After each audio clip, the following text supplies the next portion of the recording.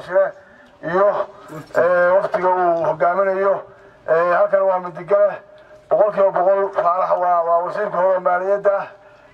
Puntland waa caanka ah waa ninka soo shaqeeyay aad iyo aad baan u soo dhaweynaa isaga waqtiga uu hogaaminayo waa dadka lagu kalsoon yahay hadda ka jira Puntland boqolkiiba boqol waa soo dhaweynaa faalax علي شيخ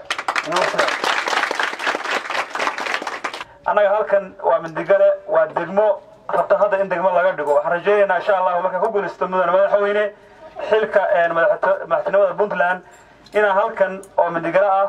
oo la asaasay 1976 runtii degmada u qalanta waxay leedahay wax soo saarka beeraha waxay leedahay wax soo saarka beeyada xoolaha nool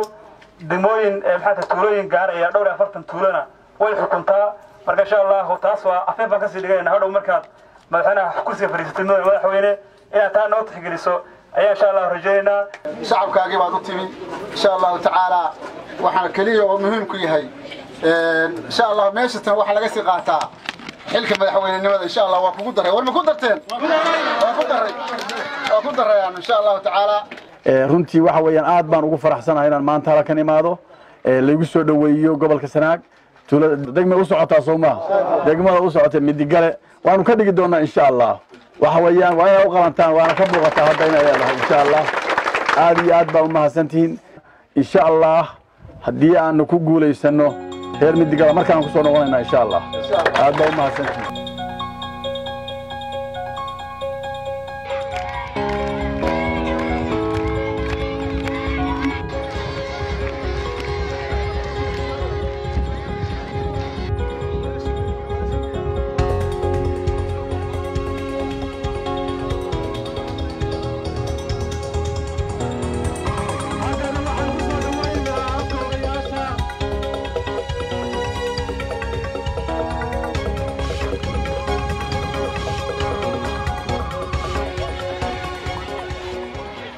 waxaad ku soo dhawaataan degmada Rad waxay ku soo dhaweeyaan gacmo furan aad iyo aad baa waqtiga iska yar kulul waxaanu jecelnahay inaanu ku soo dhaweyno si gacmo furan wanaagsan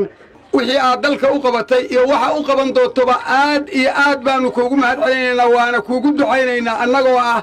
beesha Rad degan oo aad garanaysid annaguna aanu ku garanayno aakhiriyo adduunba wax aayaha u wanaagsan baahiyaha dalka ka jira iyo wax iman doonaba inaad ficil wanaagsan ka qabatid waxa horay u qabatayna ilaahay uu ku abaal marin doono faarax علي شيخ iyo waqtiga la socotay waxaan leeyahay ku soo dhawow deegaanka Puntland ku soo dhawow gobolka Sanaag ku soo dhawow magaalada Rad ku soo dhawow dadkaagi iyo dalkaagi aad iyo aad waxaan ka mahadcelinaynaa soo dhaweynta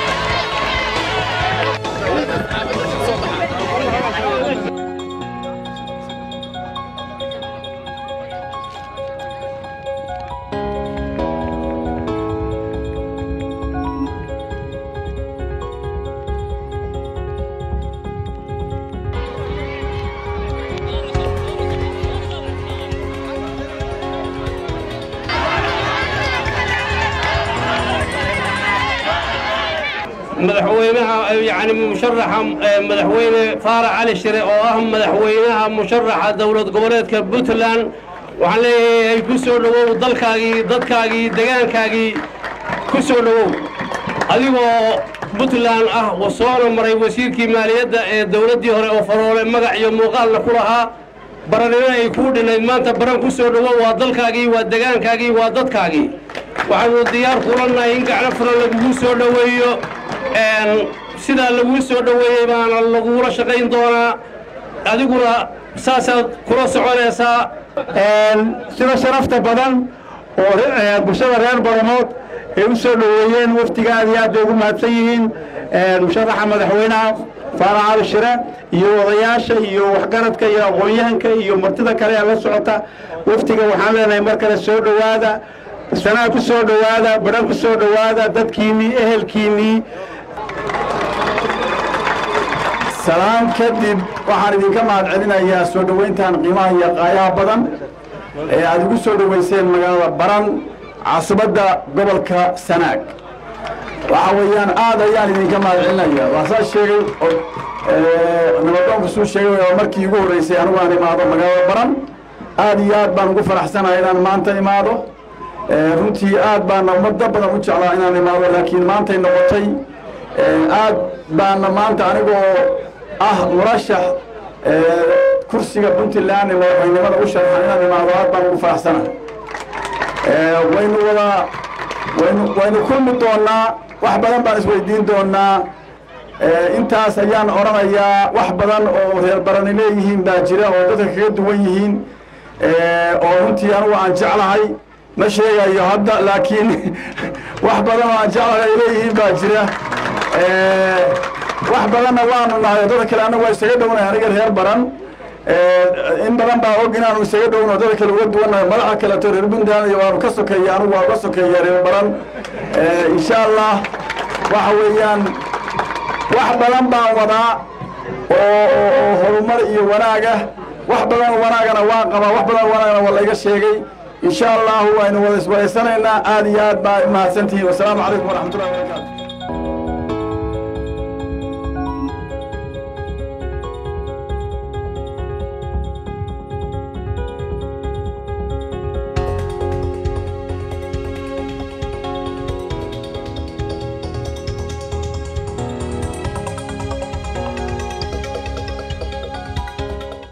marka hore assalaamu calaykum waraxmatullaahi wabarakaatuh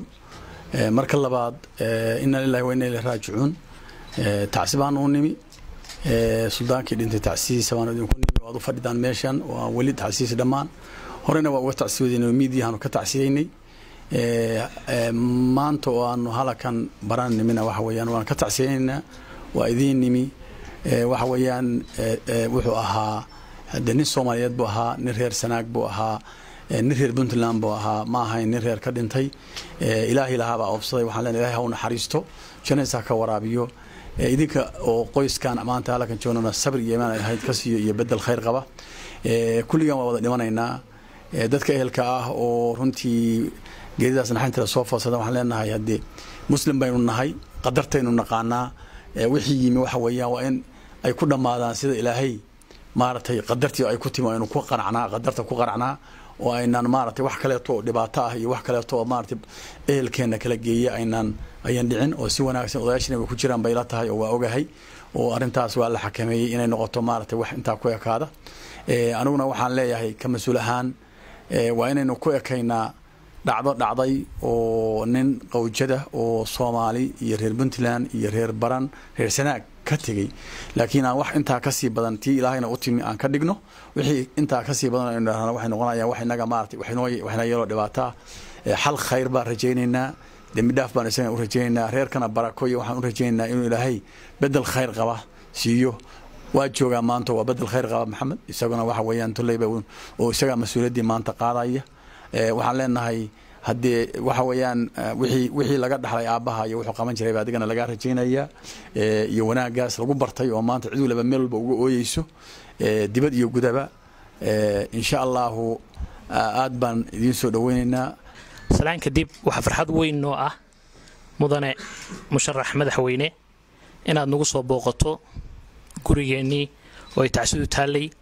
tacsidana aad nagala soo qayb gasho horta markuu ugu horeysa waa ka aqbalay si niyadsan masalada labaad odayaasha sheegay wixii soo dhaweyna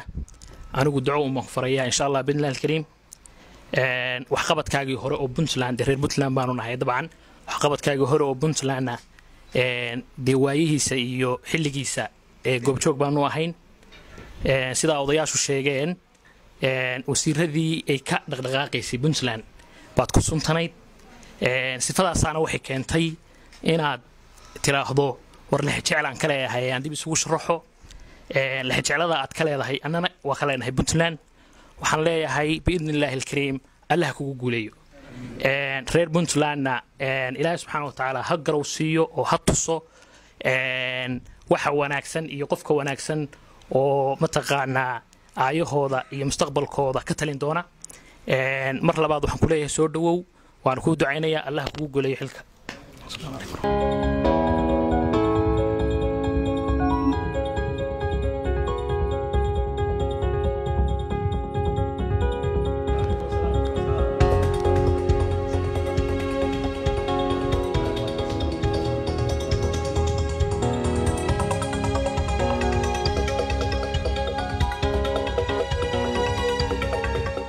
musharax faarax waan soo dhaweynaynaa maanta oo inoogu yimi baran faarax nin ugu cusub maaha oo nin awalba Puntland wax ka soo ahaan jiray buu ahaa odayaashii ugu waaweyn oo xukuumadii ugu waaweyn buu ahaan jiray nin hadda la isbaranayo ama gobolku baranayo maaha gobolkuna kolba waa gobolkiisii gobolada Puntland ka tirsanaa waa nin laga yaqaan caan ka ah kana ahaan jiray xukuumadii ugu waaweyn ee Puntland asaasayaasha ahayd ama xilalka ka soo qabtay marka mudane musharax waa ku soo dhaweynaynaa gobolku waa gobolkaagii dadku waa dadkaagii ku soo dhawow aan ku leenahay taageerada iyo ujeedada u socotidna dadka waad kala kulmaysaa wixii wax garada diyaar bay ku yihiin waana kugu soo dhaweynaynaa aad baan u mahadsantahay booqashada aan ugu timiyay safarkaaga iyo musharaxnimadaada waa ka bilowday gobolka Sanaag waliba mudnaan weyn bay anaga noo tahay maadaama anaga naga bilowday musharaxnimadaadii boosaaska ka soo degtay dabadna waxa ku xigay gobolka Sanaag oo ugu horeyntii Boosaaso iyadu waa caasimadii oo lama kala laha waa magaalo ganacsigii deegaanka dadka oo dhan waxaan u qabnaa iyada safarkeedu inaanu hayn meel ka bilowday ay tahay inaad gobol Sanaag ka bilaabatay safarkaagii aad baan arinta u soo dhaweynaynaa waan ku mahadsantahay maanta aad xisana sharafteeda iyo magaceeda farxadda ii tahay inaan imaado saldanadii gobolkan gurigeedii oo aan ugu soo dhaweeyo suldaanku aniga hadda intuu ka hadlay suldaanku weeye warkaygu dib baan iska wareysan doonaa waxaan kaloo ka tacsiyeynayaa shilkii ayaan dhawaato ka dhacay halkan oo lagu dilay suldaankii iyo odaygii ka dambeeyay ugaaskii oo dhintay kulligoodba tacsi baan ka dirayaa waxaan leeyahay reer baran reer Puntland iyo Soomaaliya oo dhanba ilaahay samir iyo iimaan ha ka siiyo dadka ehelka ana waxaan leeyahay ilaahay ha u boogadhayo oo dhibka soo gaaray ilaahay ha ka shaafiyo isagana ilaahay naxariistiisa ha siiyo waan wada joognaa caawa iyo galabta iyo bariya si dhiib leh oo dheer baan isu wareysanaynaa insha Allah intaas ayaan leeyahay wassalaamu calaykum waraxmatullaahi wabarakaatuh